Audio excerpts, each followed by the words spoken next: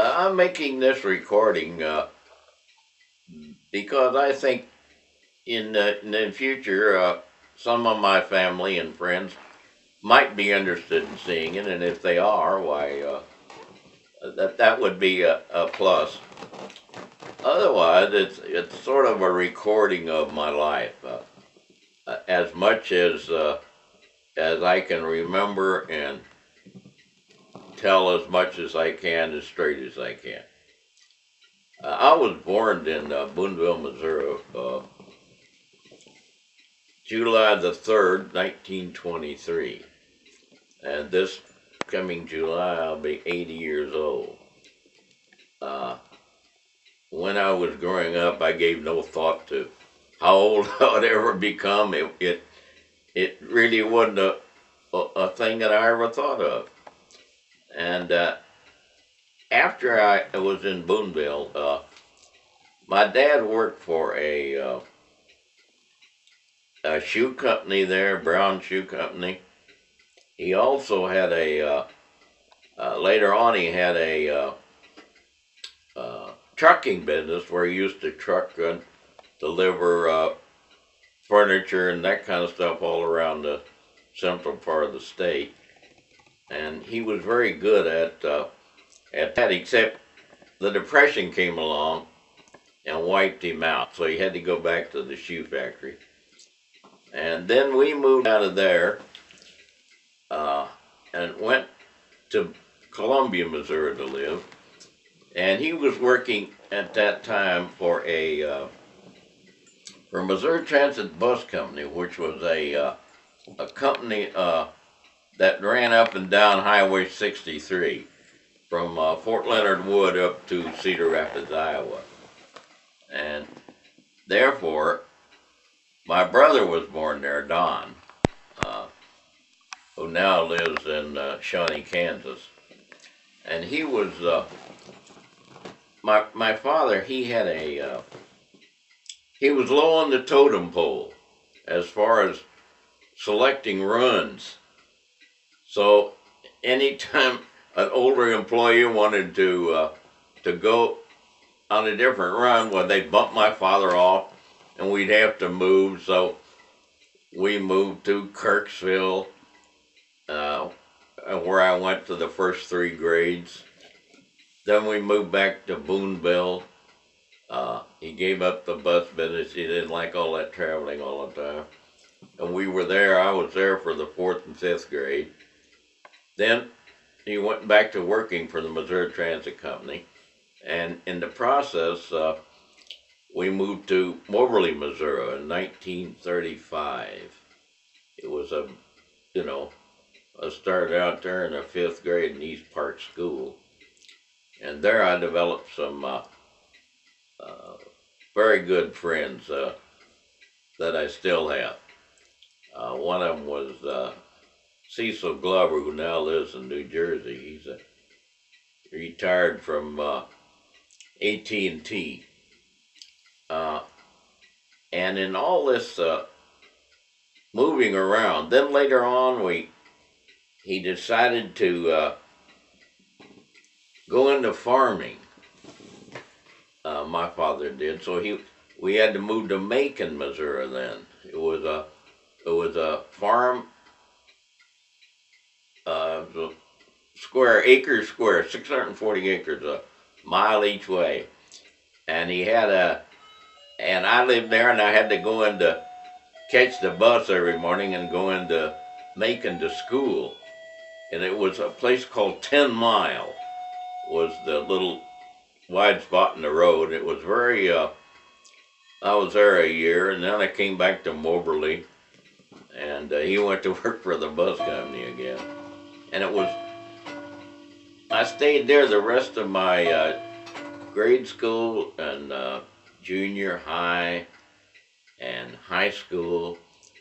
And then, of course, along came the Second World War. That was a big deal in those days. Everybody wanted to go into the military. I mean, it was not it wasn't like the Vietnam War where people were escaping to Canada to get out of it. Everybody wanted to go. Well, I was a young guy, and thought, well, I'll stick around for it. And I started the first year of junior college there. It was the high school was really 11th and 12th grade and the first and second year of college. So I went into the first semester freshman college, and in the process, just waiting around for the military to draft me. And at that time, though, I was a little bitty shrimp. You wouldn't believe it. At that time, I was about 5'7", and I only weighed 110 pounds. So when I got up to Leavenworth, Kansas, the induction center, they looked at me and said, "I don't think you're gonna make it. You're gonna have to go back and fatten up a little, because you know carrying a big duffel bag or a rifle, we don't think you can do it." And I talked myself blue in the face, and I finally got them to let me in.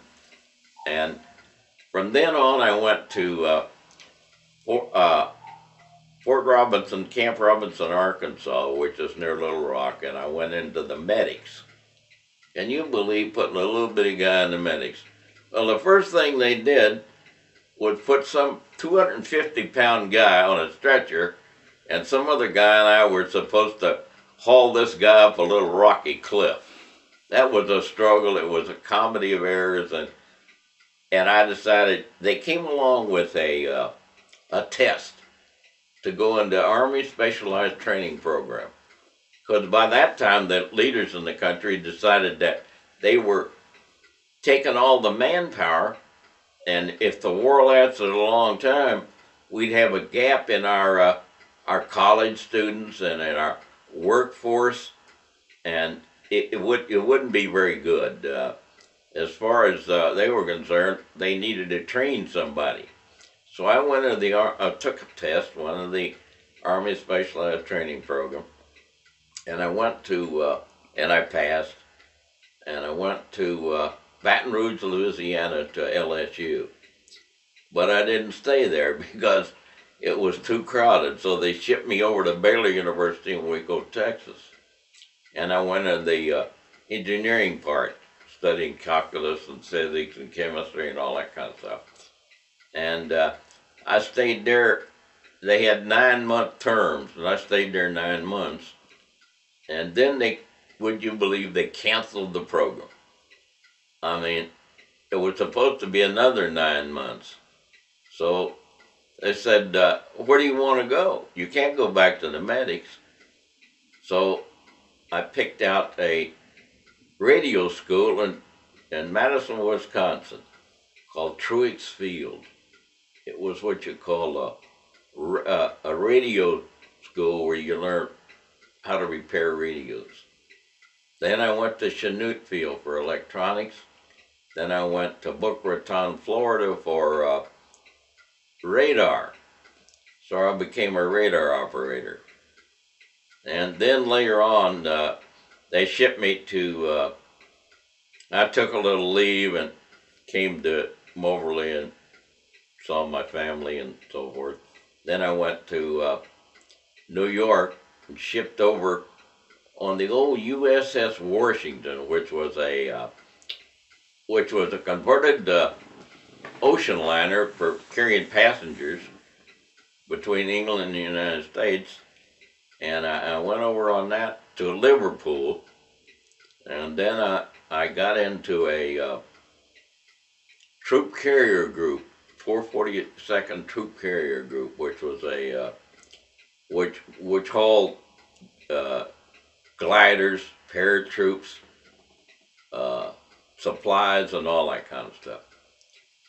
And then after I was there a while, they did a invasion of. They'd already had the invasion of Europe when I got there, and after it was safe, I guess, they put us at an airport in Orleans, France. A50 was a strip little bitty strip. It really wasn't much, but instead of a thing, we had a shack where we used to do our radar stuff.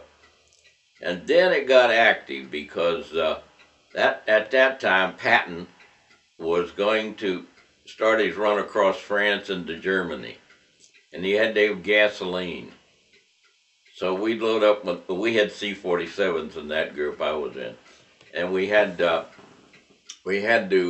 pack in 140 cans, 5-gallon jerry cans of gasoline, which is the can you have on the back of a Jeep normally.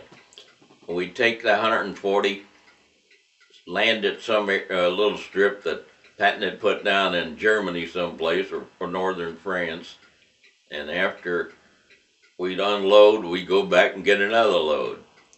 And it was always overloaded. I never heard so much tree branches in my life. We used to take off, and unfortunately, we were always overloaded, way overloaded. So we'd hit the end of the runway, and there'd be a tree, and the airplane would just brush underneath it, and it was really it kind of a sickening feeling, and it's hard to get used to that kind of thing. And we did this for 6 weeks, 2 flights a day for 6 weeks. And by that time, we were tired out. Then after the war, I didn't have enough points to come home. Only had 48 points, and you needed 50. So at that time, they said, well, what are we going to do with you guys? So they thought, give them an education. So they give me a list of schools, and I picked out, if you believe it, a refrigeration school in Wharton, England. So I went over there, went to this school, and then came back to A50. Then they decided to move us to Munich, Rheims, Germany. And I stayed there for a while, and it was a scary place because you'd be walking around and among the rubble, and you didn't know what was going to happen. You didn't know whether somebody's going to shoot you or whether it was just like a walk in the park. But then after the war, I came back, and I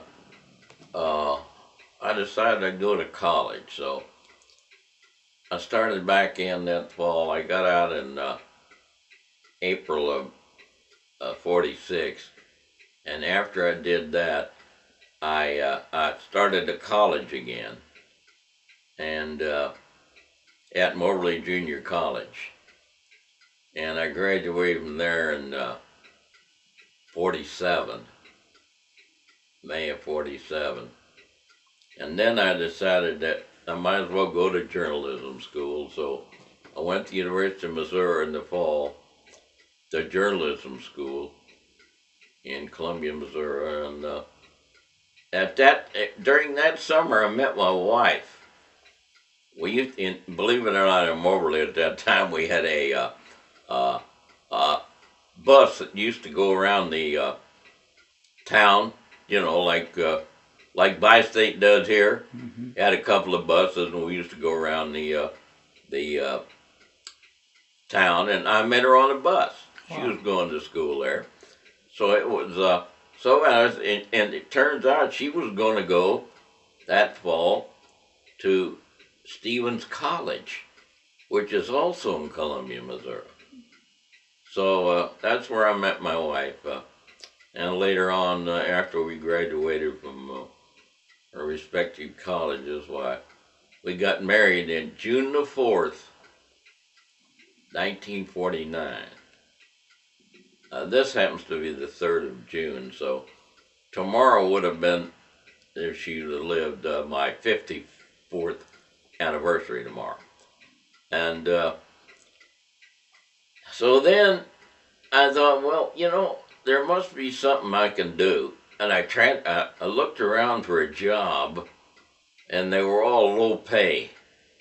Don't believe the newspaper people make a lot of money, because they don't. You got to have friend on the inside, somebody who's maybe your father